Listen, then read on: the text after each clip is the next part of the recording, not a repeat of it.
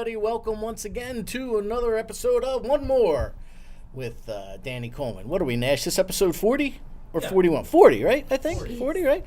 Episode 40 of OneMore with Danny Coleman. I'm Danny Coleman, and we're coming to you live from Monmouth Music right here in beautiful downtown Red Bank, New Jersey. OneMore with Danny Coleman is sponsored by Antoinette's Boulangerie. Look at them beautiful pastries there from Antoinette Boulangerie, as well as Mr. Pizza Slice and the aforementioned Monmouth Music. Yay, that's right here. Thank you, Mario, for allowing us to set up shop here, as we do every week. I have a minor announcement to make. This is the first show being recorded for a test run on Long Branch cable systems. So, very cool. If you're watching this in Long Branch, thank you very much for tuning in, and we'll see where it goes from here. But if you have something that you would like to see on One More with Danny Coleman, you can do so by emailing me at dcoleman.drice, D-R-I-C-E, dcoleman.drice@gmail.com, or you can email our producer, director, and Chief Operating Executive Officer, Matt Smith, at driceproductions@gmail.com. And again, Drice is D-R-I-C-E. But tonight, we have very special guests with me this evening. It's been far too long since I've sat down with these two amazingly talented musicians and really good people to boot. We have Deirdre Forrest and Michael Brett. Together, they are the musical duo of the May Darlings. Yeah. Thank you. Well, thank you. Well, thank you very much. Thank you. Very happy to be here. Oh, I'm glad you guys are here. It has been a really long time. It's been way too. When's the last time we? I don't. The last time we were with you, I think we actually weren't the May Darlings yet. I think we were actually. Was it that long? It's been that long. Oh my we gosh! actually Yeah, I weren't, think we were just like playing. We together. just started playing together. You were still working on your CD. Yeah. Oh, yeah, definitely. That's right. That's which I have to tell the world that they're watching. You gave me your CD. Yes. And I get a plethora of CDs, from all over the place. But of course, you gave it to me, so it went right on top, right? Yeah. And I put it in my car, and I kept saying, I got to listen to that, I got to listen to that, I got to listen to that. But I never seemed to have a drive long enough where I could listen to the whole thing together. So when I finally got one, I opened it up, and I think I messaged you, and I was like, you put me in the liner notes. I did. I had to. And Michael had done that also, and I knew I was in yours, and Yeah. and I got this warm fuzzy feeling. That's to me as a radio show host and personality, and now adding YouTube to the to the list. Excuse me. That never gets old for me. That never gets old for me. So cool. I thank you both for doing that. Of course. Well, you're a huge support of both absolutely. of us as solo artists and together. And even when I was in Bennock 2 years ago, when I first started playing out, you were a huge support of Uncle us. Tom was on my radio show a couple weeks ago. Really? I didn't know that. Or a couple months ago. Oh my gosh. He has another CD coming out soon, he does. too. He's Yeah. a great songwriter. Yeah, he really That is. he is. I'm still very Absolutely. close to him. He's a great guy, Very much so. Oh, yeah. So what's going on? I mean, what have you guys been up to? Lots of stuff. Lots of stuff. We took, last year we were playing a lot. We were playing out quite a bit, and we got a little burnt out from playing so much. So we took a little bit of a rest from that. We took a little break, and then we've been playing like certain select shows here and there, and we've been working on recording. Michael's been recording solo stuff. I just started work on a new solo album also. Yeah. And I'm working with the fabulous producer Steve Greenwell, and he's amazing. Like he's really working with me. Why do I know that name? I think he's worked with Karen Mansfield. He's worked with a bunch of people. Okay, maybe He's that's worked Joss with Stone. Joss Stone, Joss Stone, yes. yeah. Like he's worked. Okay. Yes. Yeah, maybe that's He's why. such a great He's a really person, very really cool talented and guy. down to earth. And he actually just heard us in Asbury, and I started working with him on stuff, on like background stuff and background vocals, and then he said he wanted to work with me on more stuff, and I approached him about my album too, so we started working on that. And Great.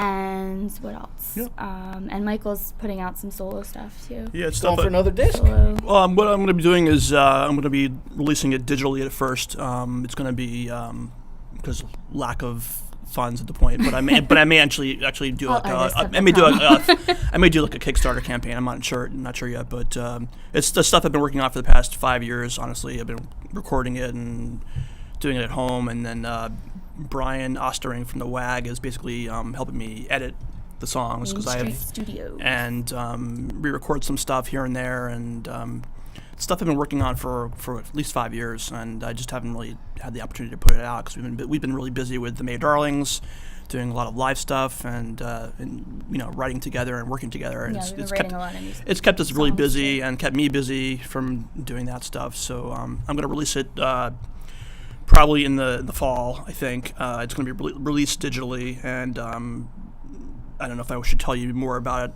What some of the You're money. gonna kill me if you do. I tell you what I have to. I tell you, but I have to.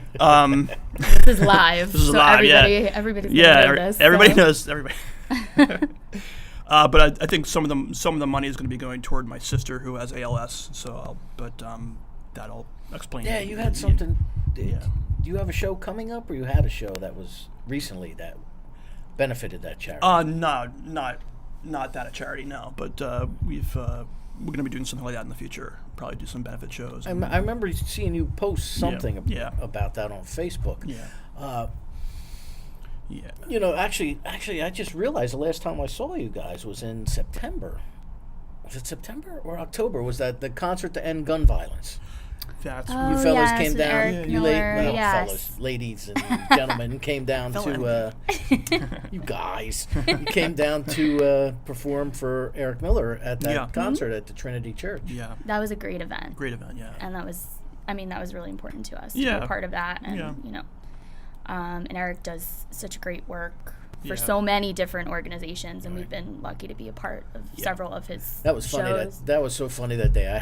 I was standing there. I had my back to the parking lot, Yeah. and a guy comes walking up, and I catch him out of the corner of my eye, but I didn't pay any attention, and I feel a tap on my shoulder, and I turn around. He's like, "Excuse me, I'm a musician, and I'm supposed to play here today." And I look over. It was Rob Hyman. Oh, really? I'm like, "Yeah, I know you're a musician, dude. Come with me, you know." And Eric Bazillion, of course, and you're more than familiar with the Hooters, my friend. Oh, yeah, definitely, yeah. I've actually, matter of fact, before we leave here, on my cell phone, I have that video of you with Eric Bazillion doing. Oh, yeah. We did a song off their, what's it called? Satellite, yeah. One of my favorite songs by the Hooters. Off Yes. of the one that you did with him at Eric Miller's house concert. Yeah, I wish I did a better job of playing, singing backup. That sounded great. You I thought I remember did? seeing a video Yeah. of that. Well, you 'cause I have to wasn't give there, me but- a number or something, and I'll text the whole video to you. That way Awesome. you have it. So Great. I've been meaning to do that so I could upload it to my computer. Awesome. Sometimes when I upload things, though, technology doesn't always agree with me, and I lose it. So I didn't want to do that. And I've been saving this since then. It's been on my phone. 4 or 5 years ago. I think. At least. lose it. Yeah, At least. Yeah. Wow. Get it out into the world. That's right. That's right. So since I last left you, I mean, you're a guitar player, and you've honed your ukulele skills. I guess so. I'm all right. I know Okay. I'm more of a singer. I know my strengths. Well, But- I always laugh because I remember when seeing you with Banocht. Yes. Shy little Deirdre. And you were, and I you was so sang shy and these scared. beautiful angelic type tunes. Yeah. And then the very first time you came on Rock On Radio, on my radio program, you did with Tom Johnson. Yeah. You sat down and you did a tune, and you just like belted it out. I'm like, where did that come from? You know? Exactly. And I was like, wow. And then I heard your solo disc, and I'm like, oh. And I mean, I'm loving it. Thank you. Because, Thank you. You've got this powerful vocal, and Thank you. it's just you got to let it out more, Michael. Definitely. You know what I mean? Definitely. She really is. Well, I feel like a lot of the newer stuff we've been writing leans toward more of the soulful qualities in my voice and stuff. We have like a few new songs that are more soulful in nature. Because that's honestly that's my favorite kind of stuff to Yeah. sing is like more soul and Motown and R&B stuff. yeah, I love that kind of Aretha, music. I Aretha, love that yeah, music. yeah. That's No, it's my favorite kind of music too. yeah. That's what But I our like. stuff is kind of a mix of like But folky I rock. know that and, you're a Robert Plant influenced yeah. vocalist. Led Zeppelin's over there. I know. I saw them over there. I was like, ooh, Is that red there's my lipstick boy. on it? I don't care. He's in his 70s. I still love him. I adore him. He's Has he awesome. hit 70 yet? I think he's like in late 60s actually. No, He's isn't like he like 68 Oh, or yeah, 69. yeah. Well, I'm years making old? him older than he is, Yeah. but whatever. He's still adorable. I don't care. Yeah. And he married a redhead, so he's That's married true. to That's right. Patty Griffin, who's awesome, Yeah, who that's I right. love too. So And he toured it with wasn't me, Alison but it was Krauss. another redhead. So Put yourself all the out blessings, there. all the blessings to that. Yeah. Well, it's funny because some of that material that you do, I could see the Plant influence. Thank especially in you. that That one, means too. a lot. Um, I love him. He's awesome. and then of course you, Michael, are one of us. Just telling somebody the other day that you are one of the most. Oh, I know what it was. Friday He's night. bracing himself. Did you say that he was like winding up? Like Friday Bring night, it I up, was bring it invited up. to be the guest on a sports radio that show. move? I have no idea. You see that? Yeah, yeah. Became very I'm getting serpentine. ready. didn't Like we? a peacock. I was invited to be the guest on a sports radio talk show. Oh wow, Okay. very cool. So, but the reason why they invited me on was Yeah. on the station where I broadcast the radio show Yeah. from. The reason why they invited me on was because apparently the guy who's the CEO or COO of Madison Square Garden and owns the New York Knicks has his own band. Oh wow. And these two guys were like, "This is horrible," and they were talking. The one guy hated it because of the lyrical content. He's like, "A fifth grader could have wrote this stuff, right?" And I said to him, and I don't know if I said it while we were on break or while we were on the air. I have to go back and listen, but and I said, you know, what is it about? What kind of singer songwriters do you like? And he says, I like the kind that can make me think of something, not this, you know. And you immediately came to mind for Wow. me. Thank you.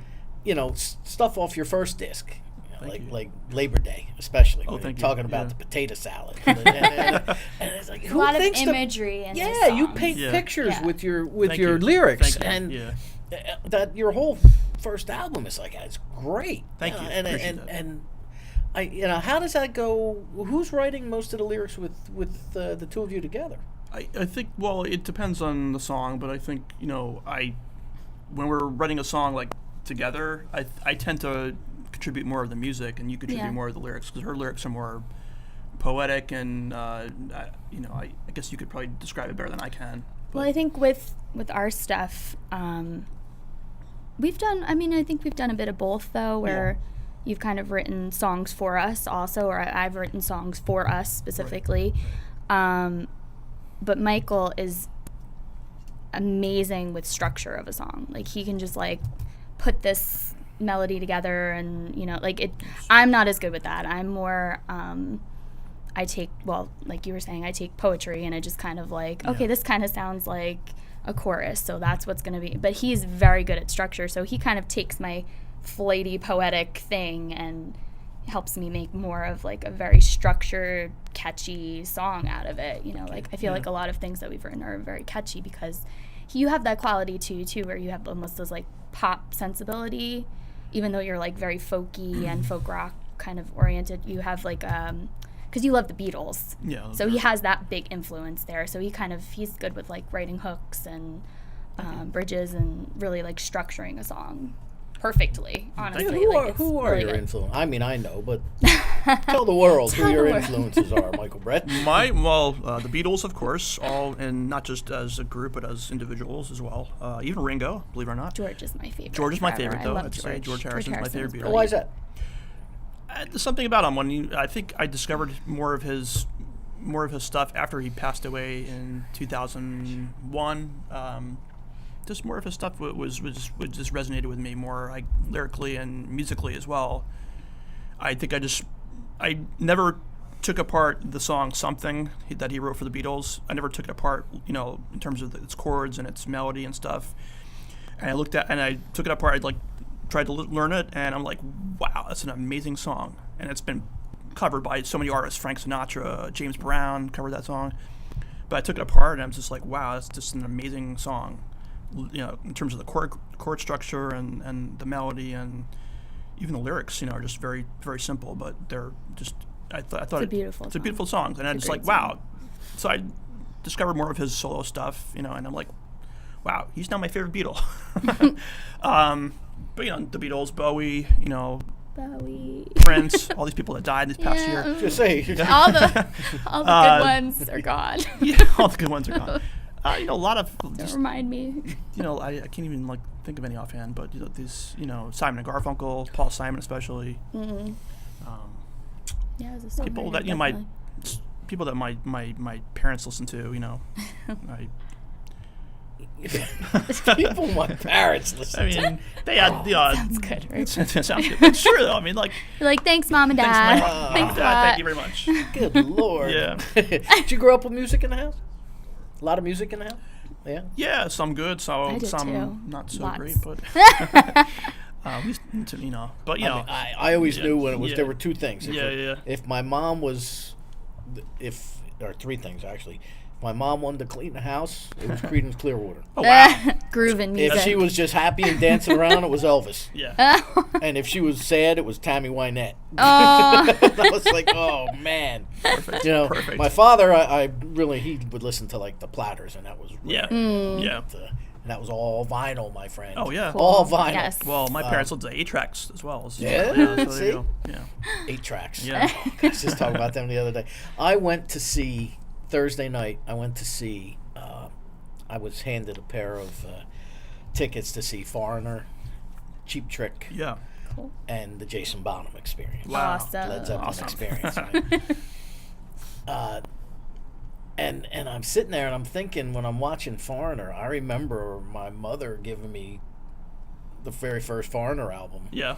On 8-track, That's great. I was a freshman or a sophomore in high school when that came out. Here's 40 years later. Yeah. I was a freshman. Yeah, 40 years later, they're Wow. One of the first cassettes I ever owned was the Foreigner 4 album with Urgent and Waiting for a Girl Like You, and so it's yeah. which they did both of those too. Oh wow. See, that's the thing. When you're around 40 years, you can every time you go out, it's a greatest hit show. Yeah. Yeah, true. True. And I've seen Foreigner. This is the third time now, and I've seen them with Styx, and I was asked to cover these shows. I've seen them with Styx. I've seen them with Bad Company, Styx and Bad Company, Foreigner and Bad. And Don Felder was on all the bills, except he wasn't on this one. Oh wow. So you got your Eagles thrown in there. Yeah. Today, though, they don't make music like that anymore, and I keep trying to listen to this, the newer things that come out. I'm trying to listen to. I'm seeking something that's got staying power. Yeah. Something where 20 years from now, look at the tunes that I grew up with. Yeah. Right. The classic, quote unquote, classic rock. Yeah. Everybody laughs at Freebird, but everybody, even in, their generation, they know Freebird. Right, Nash? Right. Good. Nash is the glue that holds the show together. And that's Tom over there. So you guys met Hi, the crew, Tom. right? Yeah. And Mike and Matt out there. Yep. But I just can't seem to find, there's a lot of good bands, but I can't seem to find anything that I'm not going to forget in 6 months. Do you know what I'm talking about? Yeah. I don't know. Yeah. Am I just old and off, or am I? What's the deal? I think it's a matter of taste, though. I don't think it's a matter of Yeah. age, really. I think it's what you're into. Like I feel like I listen to everything. Like I have a very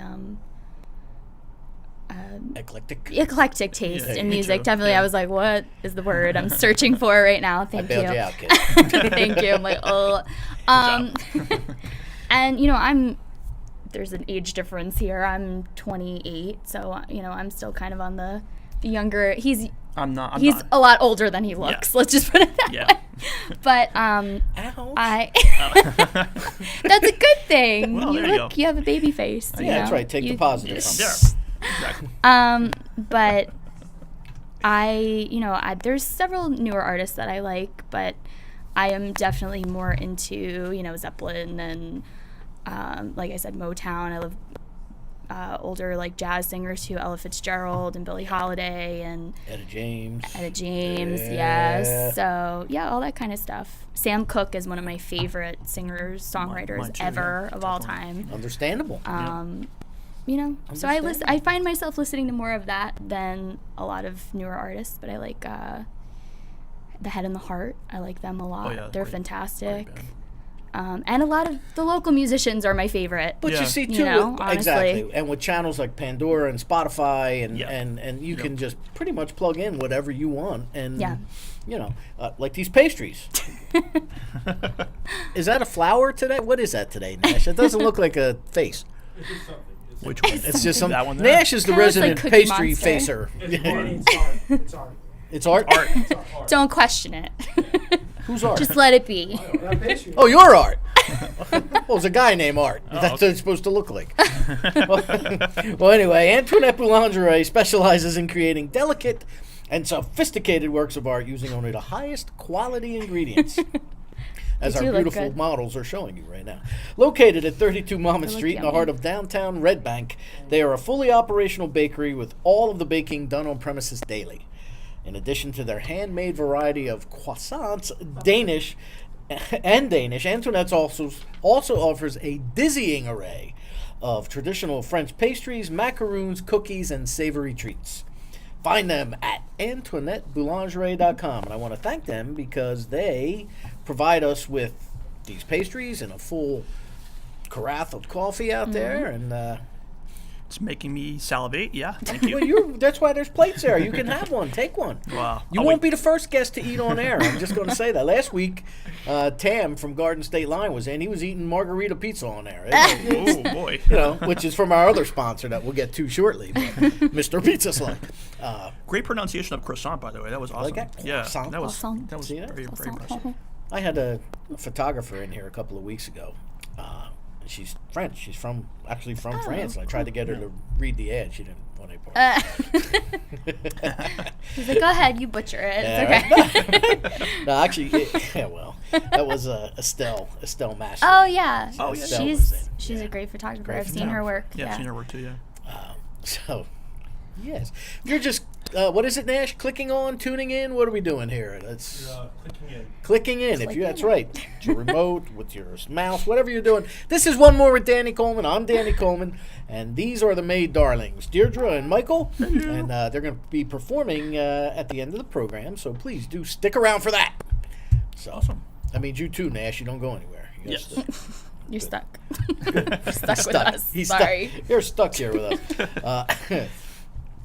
All right. So think back to your first gig together, Oh jeez. right? Oh boy. What was our first gig together? Women of Song show that Maxine Oh yes. put together. At the was it the Elks Club Green or the Planet. Oh, the- at Green the Planet. old- When the one was on the circle in Asbury. In Asbury Park. That old one. Okay, That was gotcha. our first gig. It's not even there anymore. Wow. It's like a dollar store now, right? Or Yeah, I believe something? so, yeah. Or urgent care? I don't know. Was that an accidental gig where you just kind of got up and jammed, or hey, I got this show in 2 weeks? Can you? Yeah, that was basically it. Yeah. I was, I had started writing more stuff on my own and more stuff on the ukulele. I just kind of picked it up and put some stuff together, and he, I played guitar for you. played guitar and Yeah. sang some backups, and then we kept playing shows together. I would go and sing with him at his shows, and Yeah, we weren't like the Maid Darlings yet. We were still like, we were just Deirdre kind of Forrest with Michael Brett, or Michael Brett with Deirdre Forrest, or featuring, or It kind of evolved. yeah, it kind of evolved. Yeah. I get it. Yeah. That's Yep. nothing wrong with that either. Yeah, I'm not sure when we actually started, like, as a Maid Darling show. What was the first Maid Darling show we had, like, quote unquote? I don't know. I don't even I know don't what that remember. was. Yeah, it's been a Well, while. I do know this, that you're Yeah. both. See, I'll be the first to admit that I've been very removed from the music scene that we Yeah. all flourished in at one point. Yeah. I haven't been to an open mic or, and there were so many. I mean, Carol Barberi and Cook Smith and Yeah. Rob Dye and, all these local musicians from this area that were running these open mics. I mean, you could go to an open mic 4 or 5 nights a week somewhere. Yeah, definitely. Between Asbury Park, Espresso Bradley Joe's, Beach, yeah. Keyport, and I mean, I was looking forward to actually next Saturday. I was supposed to do a gig with Gina Lee and Alvis and Aaron Chul, and we're all going to do this at Soulsational, but Alvis unfortunately is under the weather, so I'm sorry to hear that. we had to pull out of the gig. But I was looking forward to doing it because I haven't seen anybody. Yeah. You know, Yeah, it's I mean- are the open mics still around? I mean, Not as We're kind of in the same boat. We don't we don't. go to a whole lot of open mics. I know there's some. I know like Espresso Joe still has their open mic. They're still running. I think Don Lee's running it now, which is awesome. is he still? I knew Don. Yeah, I know he was. Don Lee's running it. And I mean, we don't really. We probably should go to more open mics to try new stuff out and whatever, but we're usually too busy doing gigs to even. Yeah, we're busy really with busy with try gigs. out new stuff. Busy with life in general, I mean. Yeah, life gets in the way. That's in the Well, way, do you have web? Tell everybody your websites. Let's get that. We're out on there. Reverb Nation, and we don't have like our own website right now. We're just on Facebook, and we're working on putting a website together. When we're working on our CD right now, so we're working on recording tracks, and then we're gonna have a website up and running. And where's the May music? Darlings. Where do we find the music of the May Darlings together and individually? Right now, we don't have anything online besides videos on YouTube, All right. and so I'm on YouTube /Deirdre Forrest, and that has a bunch of videos of us. Or if you search the May Darlings, we have videos up on there, and but that's about it right now. And we have our individual songs. I was gonna say, where do we buy your CDs? CD Baby. We have stuff on iTunes, both of us, Yep, but that's both of all us. our individual stuff. Yep. You know, our separate solo music. But we still play a lot of that Yeah, together. I think we play you know? as the Mayor Darlings. We play her music, we play my music, solos. Both solo stuff, and we throw in a few like Banach songs here and there too, with like "Living Lullaby." No, Leaving Lullaby that's is right, one that I wrote. That's the song you wrote. Yes, I'm sorry. That wasn't a Ben Ox song, but I getting me in misspoke. trouble now. Uncle Tom will be like, "You playing my songs? What's going on?" I don't know if Tom's watching, but He might be. hey, good for him. Hi, Good for TJ. us. Oh, speaking of which, Yes. Tom, Tom Nash. We were informed right before we went on tonight that we've hit the magic number of 100 subscribers. So thank you everybody for subscribe. That's right, Nash. Go ahead. You can put your hand. Yeah, thank you all for subscribing. Now we get a Slow dedicated URL for this program. So Oh. Very cool. There you there go. you go. We're good to go. Awesome. Right? Very cool. Fantastic. A lot of good things happening here Yeah. at OneMore with Absolutely. Yeah, With this is Danny really Glenn. cool. So yeah, we have a dedicated URL. So I failed to mention that, but I mentioned it now. Right? Good save. Good save. Good Thank save, you. yes. Exactly. The crew here shows me no mercy. So, where are you playing? I mean, that you guys are busy. I mean, it's the summertime, and I know Yeah. I saw you in the park last summer Yes. as well We played that in show Lawrenceville. Yeah. How'd you was get a- that gig? How did we get that gig? I don't remember. That was through your sister knew a bunch of people at the Lawrence Township. Lawrence at the Township, school yeah. and Yeah. stuff, and they were interested in having us come Yeah. to play, Absolutely. which is great. We're playing. I'm trying to think. We have a bunch of stuff coming up. Very busy in October, in August, August and September. and September, and I'm trying to think. We're of an actually playing exact down the date. road here at the Dublin House on Oh yeah, 24th. we're playing Street Life on the Oh, August 24th. August 24th. Right next door. Yep. Yeah, Right next door. Down Dublin House. Dublin House. Yeah, Yep. right in front of Dublin House. Right in front. Yeah, which is awesome. And we're playing in New Hope, a New Hope takeover show that Brian Erickson is Oh putting yeah, together. when are you doing that? Is that the It's one in in August? September. Oh, The one in September. September Okay. we're playing. He just asked me today to play that, which I may we're have really to make excited that about. one. Yeah. I wanted to make the last couple, but one of them I had a gig, and the other one Tearing I stuff had to apart. go out of the area, so I couldn't. What are you doing? I almost I don't know. I'm a spaz. It's okay. I'm surprised I didn't fall or something yet. Just That's like good. fell out of my seat. Nash secured your seat prior to going on the air. I'm remember? Velcroed That's in. right. You The said. seat You have a seatbelt, yeah. Good. I'm a total klutz. So, yeah, Brian. The second one I couldn't get to because I was out of the area, but there's one coming up in August. I know that. August 5th. Yeah, I I'm just trying to got the think. I invite don't for know if he's that. I playing haven't that seen one. September's yet.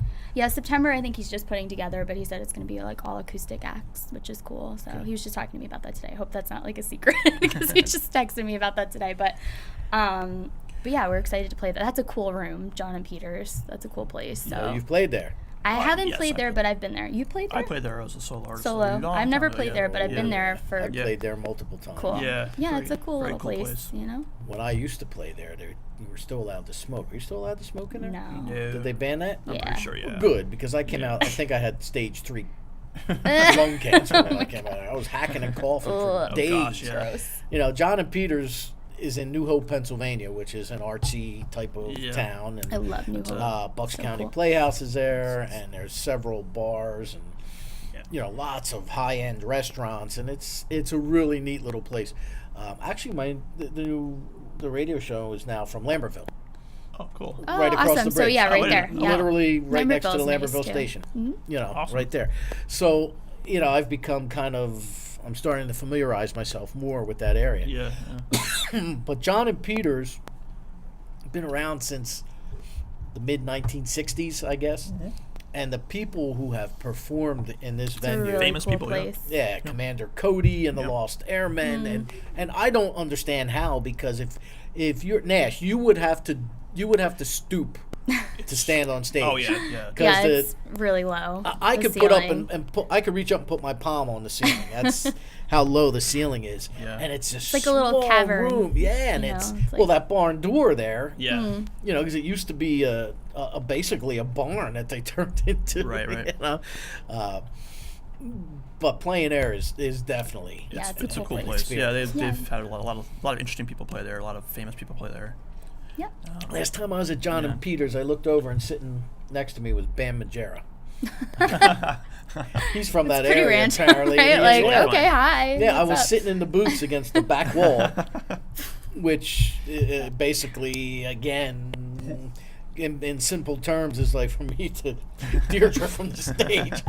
It's yeah. It's, And there's a booths along this wall, and then probably where you're at, you know, there's a little walkway. Then there's, you know, a couple more booths that are literally right up Yeah, against the yeah. stage.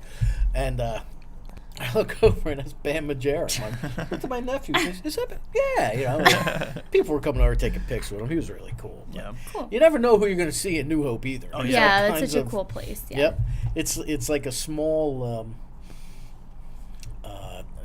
It's like a small Philadelphia, you know. Yeah. You never know who you're going to see there. Yeah, right. You know, it doesn't have the star power of a New York City, but it's. You'd be surprised who wanders through New Hope, Pennsylvania, Definitely. from time to time. So, so yeah, that'll be neat. Yeah, As that's soon as cool you find show. out, let me know that date because Definitely. I would Yeah. definitely like to be there with. Sure. I think with we're playing at the what's the church in Ewing? I can't remember what it's called. now. 1867 You're playing there, Sanctuary. yeah. Yes, Playing- we're going back there. We played there last May. I know. I missed that one too. I know. Shame on you. Danny. I know. But we're playing there. I think we're going to be playing there in September too. Yeah. We're working out some dates, and Okay. then they're going to have us come back in the new year too. So we're going to have 2 dates Oh, there. good. So like Good. February, January. Yeah. I did an article on that place. Yeah, Cool. That's an incredible. It's a beautiful, Beautiful church, building. wow. It really Old. is. The It's acoustics like- are Was amazing. it 300 years old or whatever that church is Probably. there? Mhm. And I think Oh, Really it's cool. this is the third incarnation of a church on that spot over Really? the last 300 years. Yeah, the Wow. original one Wow. I think burned down, and then the second one they replaced with this one. Okay. Oh my gosh. You know, and the graveyard has been Yeah. there for. And that's been there since 1870 because that's the name of the church. Yeah. 1867. 1867. Yeah. Oh, 1867. Okay. Um, yeah. I couldn't remember. I can remember the year. It's in the name of the place. Yeah. But it's you know, it reminds me of the churches in, or what they call meeting houses in Boston, Massachusetts. If you've ever been to Boston, you know you have rows of wooden pews, and you Right, know it's right. very old, and it's and the sound is great. Yeah, it's a in very there. cool place to play. So you guys should go over really well in there with your harmonies and things that you do. Yeah, the Yeah, show that we played there and was really The good. acoustics are really phenomenal. In that, Yeah. in that And they were that's- really nice. Did you there. do it solo that night, or were you with anybody else? I think it was. It Solo, was just us. Yeah, yeah. it was just us. Yeah. It was good. No, that's good. Yeah. That's great. 'cause We you played guys all are- our original stuff and, played 2 long sets, and yeah, it was great. We sound really good in churches for some reason. We played at a church in We're not religious people. The acoustics are just fun, so great in churches. But we played at a church in Avon. It was Avon we played there. Remember? Oh yeah. Yeah. That was a really. What's the name of that church? I don't remember. Avon by the Sea? Avon by the Sea. Yeah, there's a church there. We played there a few years ago. So, do we prescribe to possibly recording in a church? Have we ever thought of that? Yeah, That's a good idea. You know, really they good idea. Acoustics have- and everything. There's a lot of older churches. Have you ever heard of Rory Block, the blues guitarist? Yes, Female? I've heard the name, yes. She went partners with somebody, and they pretty much did what 1867 did.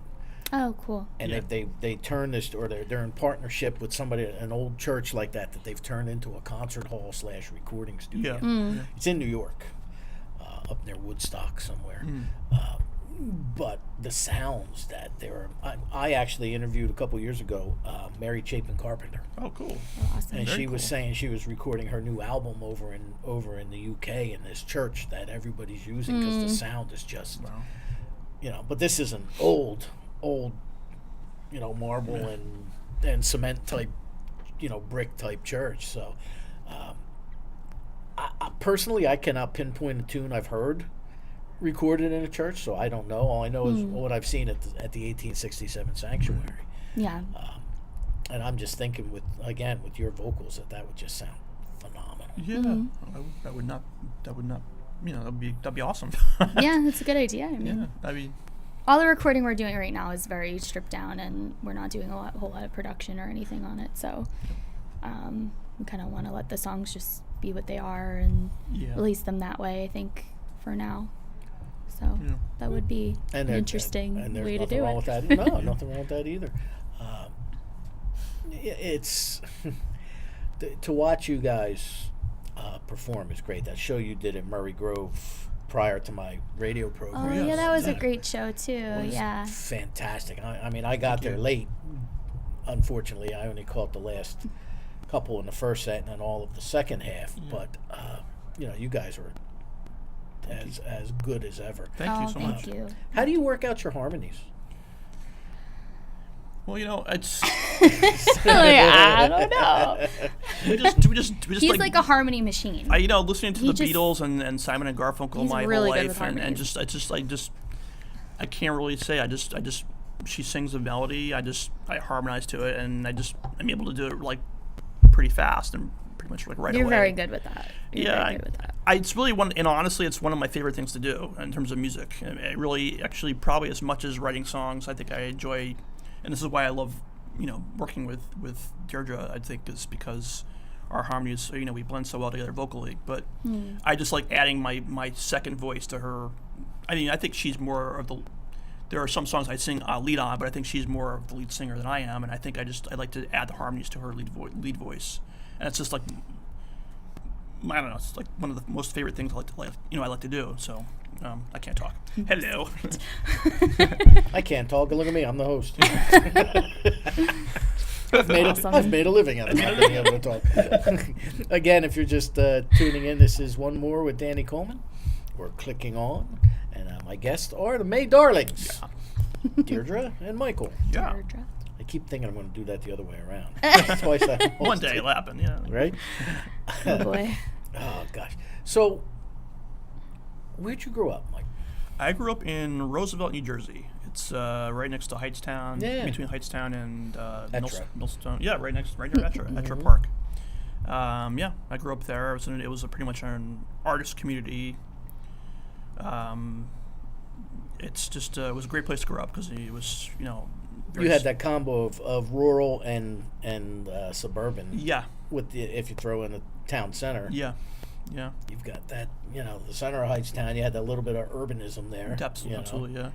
But again, you weren't that far from 130 and Route 1 either. Yeah, so very Route close to that. 130 and Route 1. Yeah. So It was just it was a great place to grow up, and some people might say I was a little sheltered, but I think it's just it was just a safe place. It was safe, it was you knew It's a everybody. cool little town. Cool little Yeah. town, and you knew everybody. did you go to Hightstown High School or Allentown? I went to Hightstown. actually. Hightstown? Yeah, Oh, okay. and I think they still go to Hightstown, as far as I know. But Yeah, when I was there, they went from kindergarten to 8th grade, and now I think it's kindergarten to 5th or 6th grade. Maybe even it's a small school, like 100 kids in the class, the entire school actually, and there was like 12 kids in my class, I think, that graduated. It's so a yeah, small little town, school. Yeah. you know, yeah. It's a Norman Rockwell painting waiting to happen. Definitely. Roosevelt is. Well, we had the pregame meal today, too. Yeah. Courtesy of Mr. Pizza Slice. Pizza That's Slice. right, a Red Bank institution with a new vibe. Nash, a new vibe. New vibe. Okay, good. For over 45 years, Steve. Do you know Steve? No, but Okay. Well, he operated Enjoy Mr. his Pizza Slice, located right here on Mama Street in Red Bank.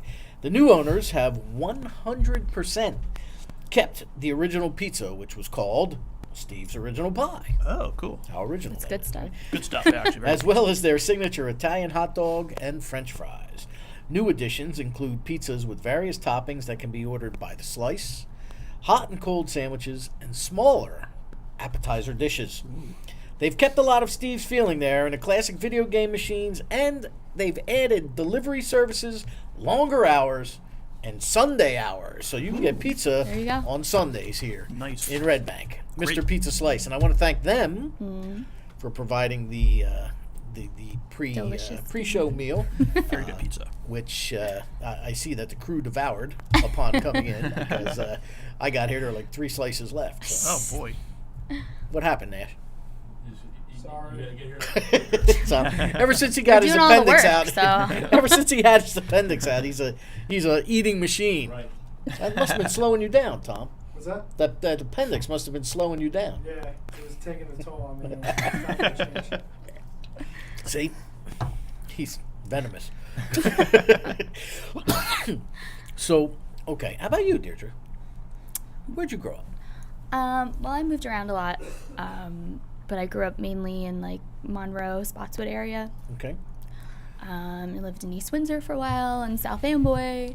So it was kind of back and forth between parents and whatever. So all over Jersey, you know. Okay.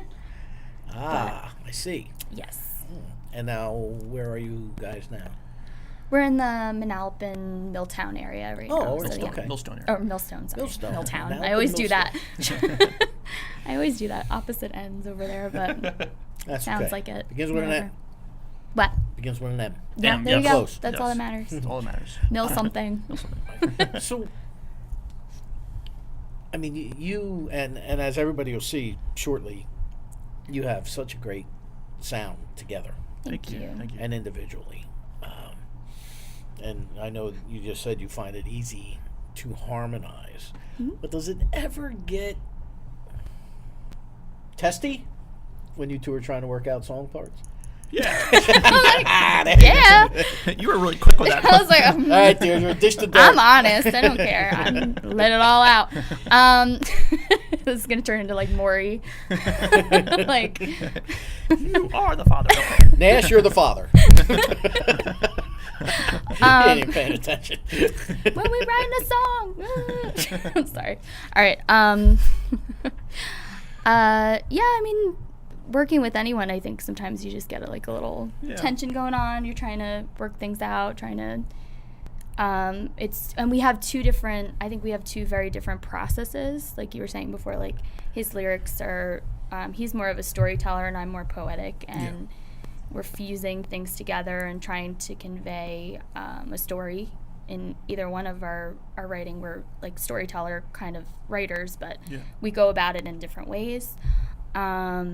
And I think there's times when we just have like different visions for things, slightly, but most of the time we have the same vision and we have the same, I don't know, we want the same things when it comes to music. Like this is what we're passionate about, and we love it more than anything. And I think we kind of come back together when we're like, a little testy with each other about things. But I think working with him is really easy, though, honestly. Yeah. I'm probably not so easy to work He's with. agreeing, yeah, but that's right. Yeah. Like, I'm the easy one, Yeah, it's whatever. I'm not. I know that. I'm a perfectionist. I'm a total perfectionist. I'm really hard on myself. I'm not so hard on other people, but I'm very hard on myself. So I think that's why, like, when I started out, I was, like, very shy. and very timid when it came to sharing my voice. And Yeah, she was really. I mean, she was actually, when we first started playing music together. We were sitting on my couch, and she really wouldn't sing in front of me. Like, it was really hard for her to do that. Yeah. I have bad anxiety too, and Yeah. that's something that I'm very open Yeah, and yeah, vocal about. yeah. But it's also, I struggle with panic attacks and things like Yeah. that. So, and I'm very open and, honest about that, because there's other people that struggle with that and Yeah, deal with that. As definitely. artists, especially, I feel like Do you there's have something. stage fright? I did, yeah. but it's funny because I feel like people don't notice it at all. I'm very like collected once I No. get up there.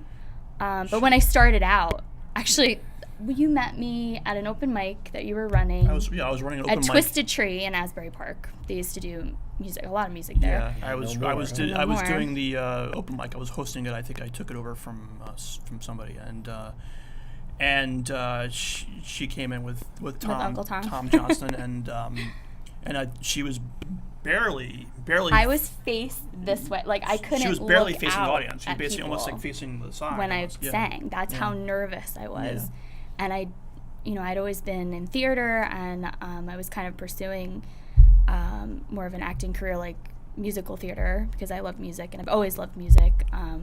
But I was kind of more into being a character. So for me to be completely myself and singing like original songs was such like a crazy thing, and it was so nerve-wracking for me. So it's easy to hide behind the costume. Yeah. And I was comfortable on stage, but as somebody else. So to be, out there and like, this is something I wrote, and what if it stinks? Like, what if nobody likes it? What if, and I don't think I realized that I had a voice. Like, I didn't have a grasp of what I could do with my voice, or how I could use my voice at that point. I was still young. I was, 19? I was still very young. I've been doing this quite a while. So, I was very shy, and, anxiety played a big part in that too. And like I said, perfectionist. So if I would oh gosh, that note was horrible, like in my head while I'm singing, I'm like, oh my God, that was terrible. Well, I just had this discussion with, oh God, who was it? Again, somebody, it was another musician, about how we are our own worst critics. Oh yeah. Oh yeah. No Definitely. matter what. Oh, it was last month with the guys from Colossal Street Jam. Sal and Gene were here. Oh yeah. And Sal's like, everybody thinks it was this great show, and I go backstage and we're like, oh man, I blew it on that. Right, and you're like, oh, that was terrible. Man. Why did I do that? Why didn't I right. do this? Whatever. Yeah. And the reality of it is, nobody really recognizes, or if they do, they don't remember, unless it's so egregious, something like Steve Tyler falling off the stage. Of course, you're going to remember that. I said earlier, I saw Jason Bonham, Cheap Trick, and Foreigner. They hit. Jason Bonham did "Ramble On." And a guitar player walked up to an acoustic that was mounted on a stand. Yeah. And he had his electric around his, shoulders. Right. And he walks up and he goes to start playing, and nothing's coming out. Yeah. And he looks over at the sound guy, and he starts tapping on pedals on the stage, and eventually somebody got him situated, and the song was a little longer than usual. But and then Cheap Trick came on, and the sound was just terrible. Terrible. Oh, Wow. wow. Yeah. And they just and actually I read online today another report, somebody saw him same exact show in Hershey Park Yeah. yesterday. It said the same thing. Cheap Trick's sound was terrible. So Wow. I don't know if they got their own what the deal is. Do you blame the sound guy, or do you blame the I don't know. tech guy? I was Yeah. very disappointed with Yeah. Cheap Trick. Yeah. But you see, I remember that. Yeah. Because I was expecting something. But you're Right. original artists. Yeah. So with original material, you can kind of, Yeah. nobody knows what to expect. Right. Yeah. No, that is Yeah. true. You know what I mean? So Yeah. until you build up a fan base where they know that you're going to do this song this way every time, Right. and if you make a mistake, Yeah. somebody may recognize, but who's going to remember is the question. It's It's really just pressure, I think, you put on yourself. Pressure you know? put on yourself, exactly. It's like, So, this is how it's supposed to sound, and if it's not coming out like that, then ugh. we stink or something. You just feel that way. Yeah, but I don't think you guys have that problem. Oh, thank Well, you. thank You you. know, because I've never seen you have a bad show, and I've There's been some. There have been some. Well, I'm in terms of like playing the guitar, I'm really hard on myself because I'm like we joke about my tuning. I tune constantly when we're on stage. It's very I'm like to the point where specific I'm about like the tuning. it's OCD, in terms of my tuning. I want it to sound in tune, at the very Yeah. least, because you care. Yeah, I care. Yeah. We tune No, because we We tune care. because we care, Because you care, right? Because you Is that care, the- yeah. Tune because you care. I find that's being a show host like this and a radio guy. Yeah. I cannot stand dead air. Mm. It always bothered me when I was in a band Yeah. where at the end of every song, they'd all look at each other and say, all right, what do you want to do now? What are we What's next?" doing? All right, wait a minute, Yeah. I got to tune. Yeah. And then everybody's on the dance floor, and then they walk off. Yeah. Because there's no flow. There's you no lose yeah. them, right? Yeah. So, tuning, it almost makes you want to have another guitar, but then you just tune that one too anyway. So as soon as you put it on around your Yeah. shoulders, let me say, that's why you need a guitar tech, Michael Brett. Oh Yeah. yeah. Well, if you give me the money, I'll go and hire. You, them. no, Sure. you know what? Please. Let's have a contest. If you want to be Michael Brett's guitar tech, For free. that's right, for free, because he's a good guy. Just take a look. Get an intern. That's right. That's right. Get an intern. Guitar tech intern. Let's get an unpaid intern. Yeah. Yeah. That's actually another thing. Getting paid to do your craft Yeah. has become very frustrating Yeah. for a lot of musicians. Mm. And I have these conversations with a lot of different musicians, some of which have been, veteran musicians from the area that I live in, who've been, they've got 10 years on me. And they're like, I'm still making the same money I made in 1985. Right, right. How come I can't get bar owners? How come, why do you think that is, and how did that happen? Why do you think so many musicians now are willing to play for nothing, or quote unquote exposure? I mean, with social media, you really don't need to play for Yeah. exposure. I mean, I think that I feel that there's still instances where it's like, okay, you never know who's going to hear you, even though Right. a lot of attention you gain now is from your online presence. I think that, like I said before, I met Steve that way. He heard us in the Asbury, and I'm really glad to work with him for that opportunity. I agree with you 100%. You don't know whether You it's don't know. 5 or Right. 55. Right. You don't know who's sitting in Right, that you audience. don't know. But we're lucky enough, 90%, 95% of the gigs that we're playing are paid. Yeah. But we like to play a lot of benefit shows also and donate our time because that's something Yeah. very important to us. Well, giving benefits Yeah. are one. Right. Yeah. But there are people that request to get paid for I know. benefit shows, I which is Yeah, crazy. Yeah. I actually wrote a song about that too, in case. Oh yeah, that's true. You did. I forgot. Well, if you think about it, whenever somebody's hosting an event, whether it's a benefit or a party or a fundraiser, whatever, the first thing they do is they ask a musician, and they usually ask a musician because they're thinking they're going to draw people to the venue. Right. So, I know a musician who says, well, if they can pay for the venue and pay the wait staff and the bartenders, Yeah. why can't they pay you? Right. Right. Because you're bringing the people there so they can make the money. That's one way to look Right. at it. Right. And I think, okay, he's got a point. Yeah. But on the other hand, if it's a charity that you believe in, Right. I can't see, like, I did a gig one time for a small child who had cancer. Right. And there was a band there, a tribute band. And they didn't demand their full rate, but they demanded like $700. Yeah. And I'm thinking, how do you go to a charity benefit raising money for a kid with cancer and then say, we want $700 to play? Well, I look at Excuse me. it. I look at it in two different ways. I kind of question that, but also, and it's hard. It's a tough thing to say, but there's certain musicians, this is what they do for a living. This is how they make their living. You know.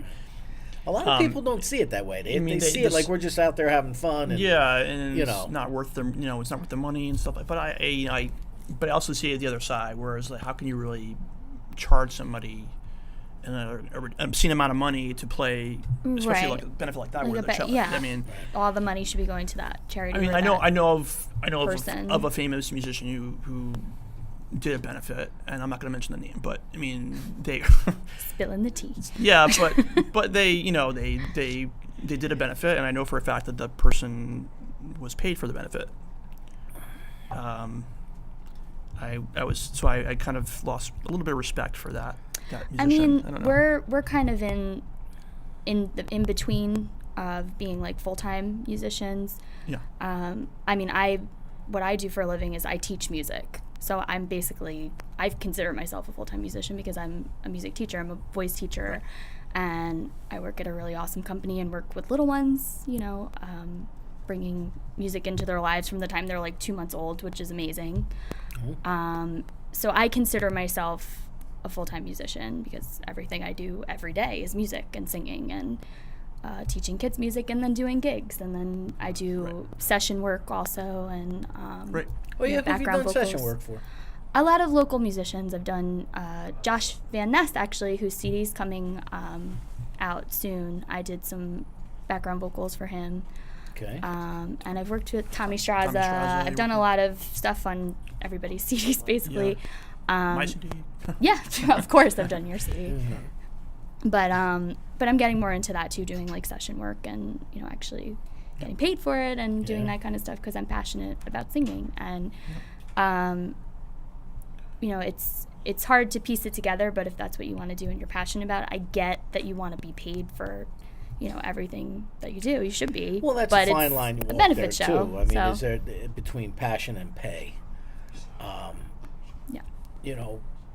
Doing this and the radio and music, they're all intertwined for me.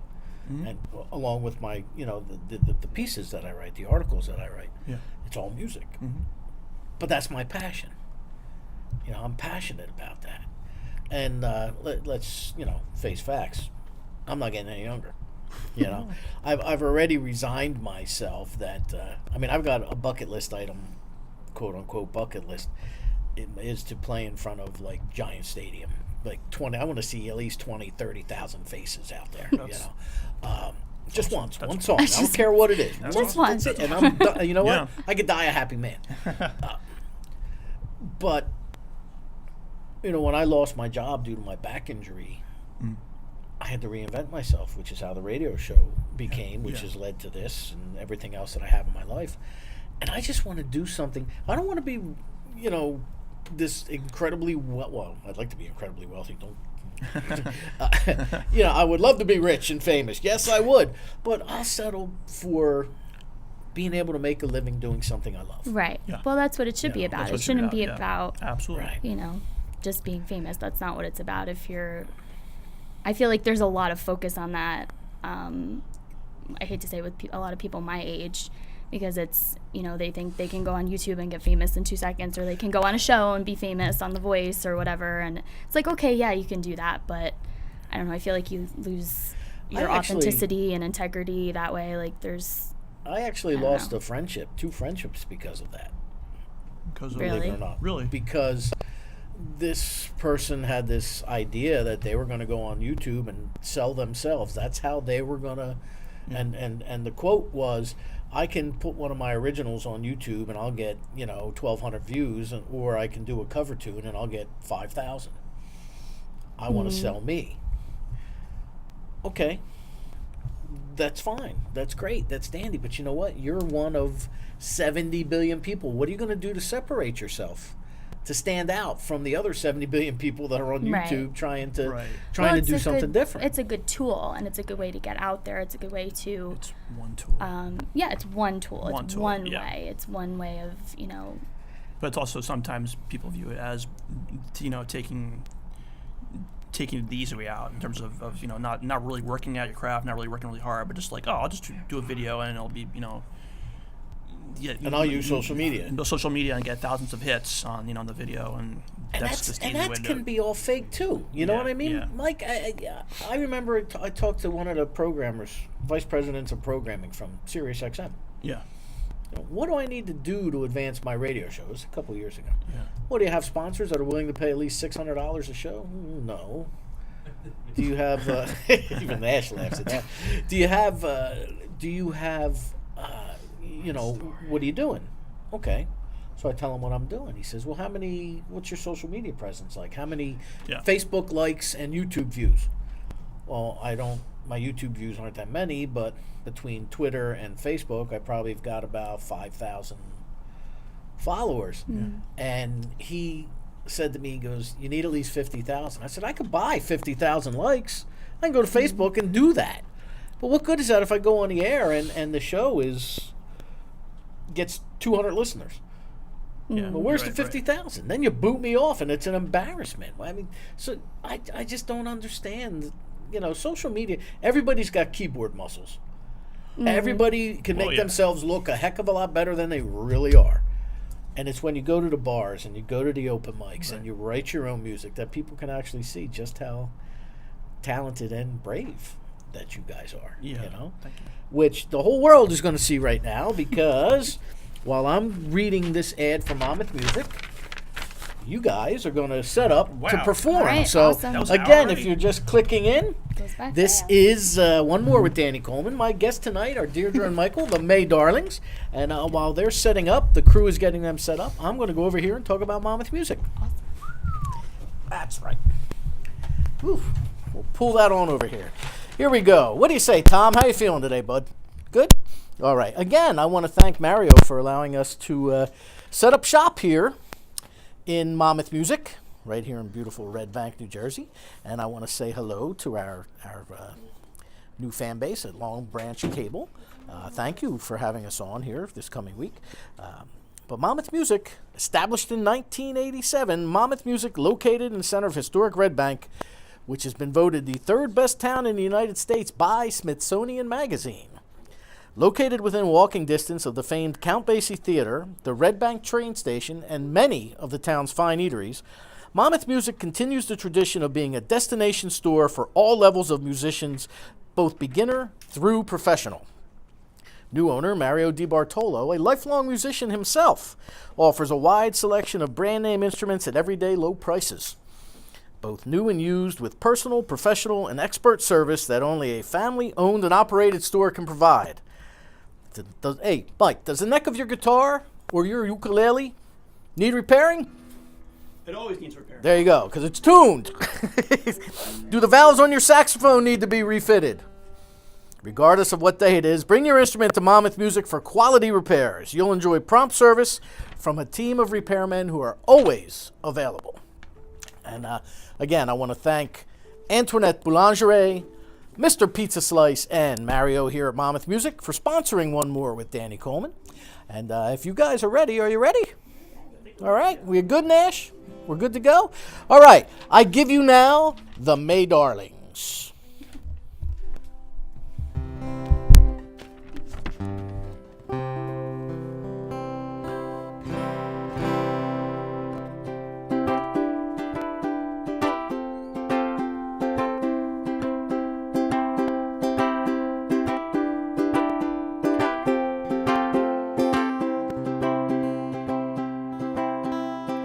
Cornflower blue room, the sweet sweat of June, a weak smile, a whimper, a declaration, perched upon your cheap sheets, fingertips grazing my feet, say the light gets in, only if we let it. Turn on my side, you close those blinds, forget it. Panic and armada of fleas, closing in, dark and discreet. Gasp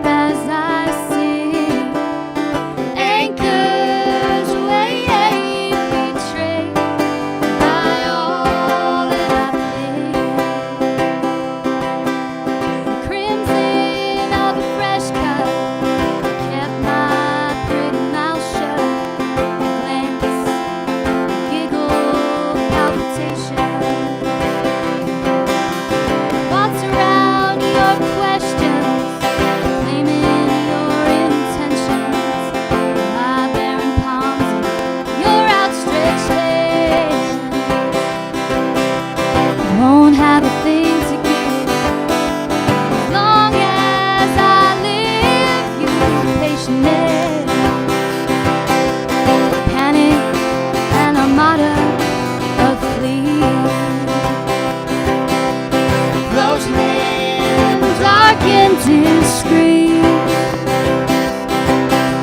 Gasp as I sing, anchors weigh betrayed by all that I think, betrayed by all that I think.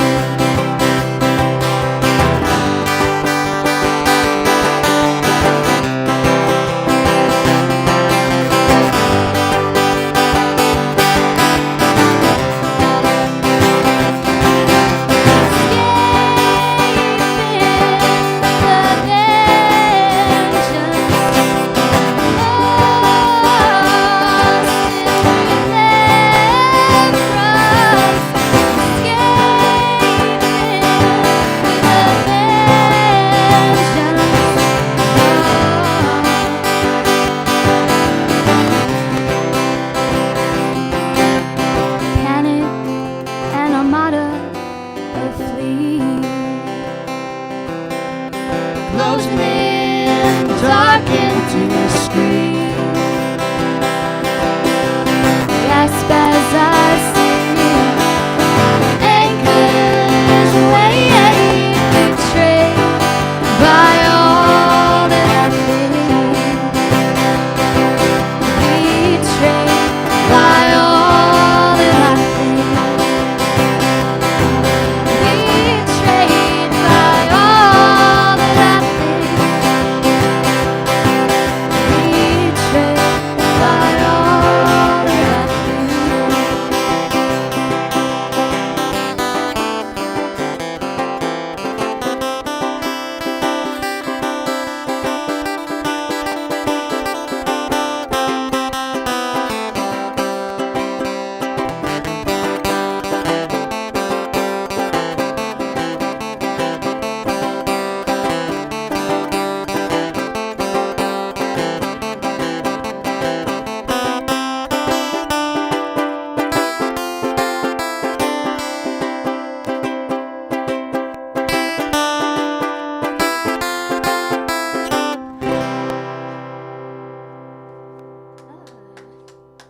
Thanks.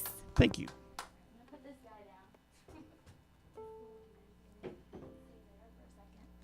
That song was called Anchors Away. And Oh boy. there goes the tuning. There goes the tuning. Tuning. Sorry about that. Doing beauty. Yeah. This next song is called Beauty in This Room. This is one that Michael wrote, and that first one is one that I wrote.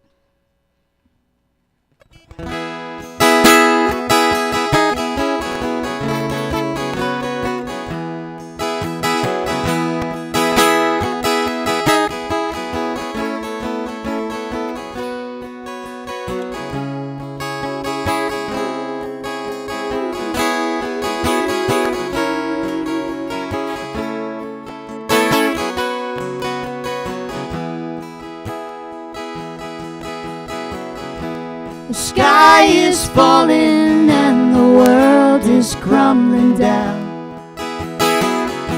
It seems more people spreading evil all around. We make love in the afternoon. There is beauty in this room.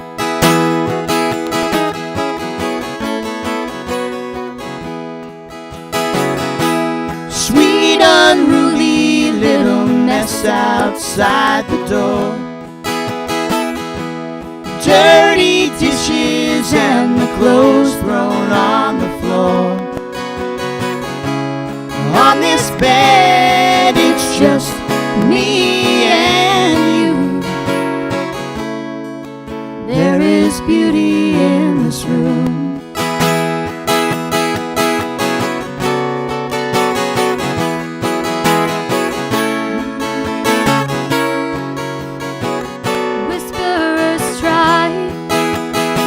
Spread a the bonds that go deep with you and I.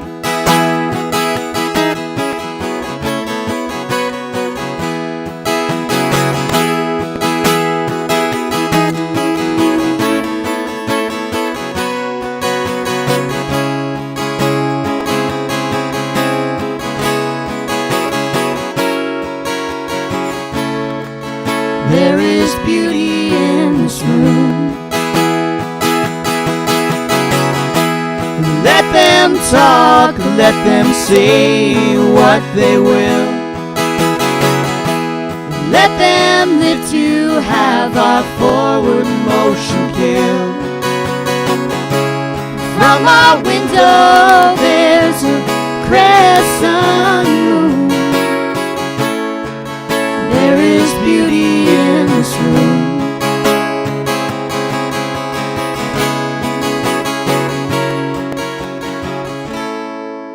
There is beauty in this room.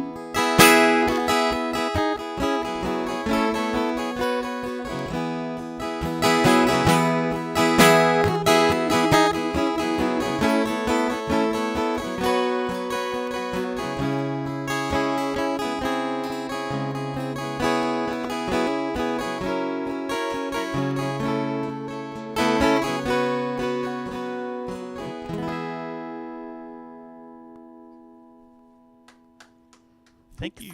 All right, we'll do one more for you guys. Yeah. That's okay.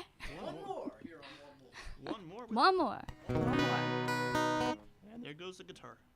Sorry, guys. Well, while he's tuning for the 500th time, thank you to Danny and thanks to everybody here for having us. This was awesome. Such a cool opportunity to come out and play some songs and talk to you again, Mr. Coleman. We call him Mr. Coleman because he deserves that much respect. Little respect. All right, this song's called Quiet Fire. As I almost fall to my death. Yeah, I told you I'm a chorus.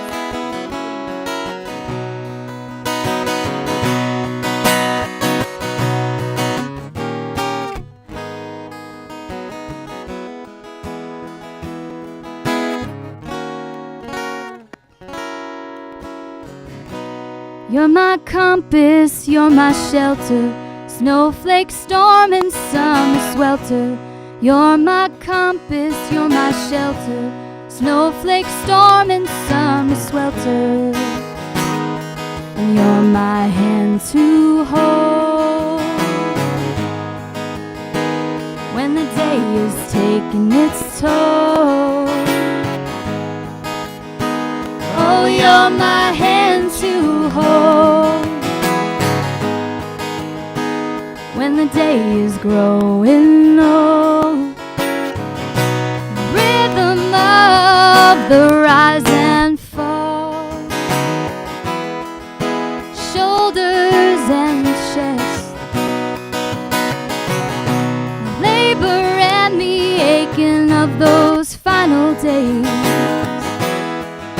torture and distress.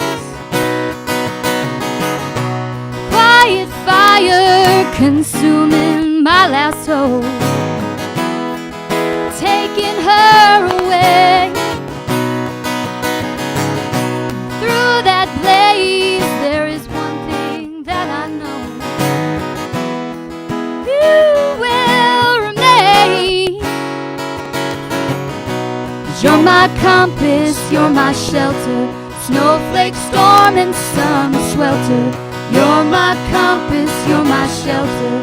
Snowflake storm and summer swelter. And you're my hand to hold when the day is taking its toll. Oh, you're my hand to hold when the day is growing old. Magnificent mayhem swirling through my mind, multiplying feet, agonizing with every misstep. You're no longer here. Angel sighs and wicked eyes cool this pain through the chaos and the lies. You will remain. 'Cause you're my compass, you're my shelter. Snowflake, storm, and sun swelter. You're my compass, you're my shelter. Snowflake, storm, and sun swelter. And you're my hand to hold when the day is taking its toll. No, you're my hand to hold when the day is growing old. You're my compass, you're my shelter. Snowflake, storm, and sun swelter. You're my compass, you're my shelter. Snowflake, storm, and sun swelter. You're my compass, you're my shelter. Snowflake, storm, and sun swelter. You're my compass, you're my shelter. Snowflake, storm, and sun swelter. You're my compass, you're my shelter. Snowflake, storm, and summer swelter. You're my compass, you're my shelter. Snowflake, storm, and summer swelter. May Darlings here. Thank you, On One More with Danny Coleman. Thank you, Michael. Always a pleasure, my friend. Thanks, sweetie. Hugs, Give me love. There you shaking go. hands, hugs. All right. Tune in next week when we have Jason Mather coming in to the studio. He's a Trenton area, Hamilton area musician. He'll be in. And again, thank you, everybody. Thank you for tuning in tonight. We want to, again, we're experimenting a little bit with Long Branch Cable, so hello to everybody there.